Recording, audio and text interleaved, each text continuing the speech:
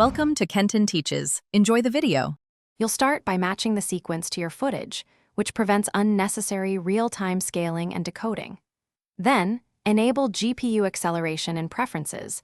This offloads effects to the GPU and speeds previews. Once done, drop the playback resolution to 1/2 or 1/4 and turn off high quality. This immediately reduces CPU/GPU load so you can scrub smoothly. These are the fastest, highest impact steps to get a working timeline now, before tackling heavier optimizations. Next, you'll address the middle steps that reduce decoding and effect costs. Make proxies for compressed or high-resolution files so Premiere reads lightweight media. Set proxy bitrate to about 1/3 of original. Then, render complex sections into out to generate real-time preview files. This trades time now for smooth playback later.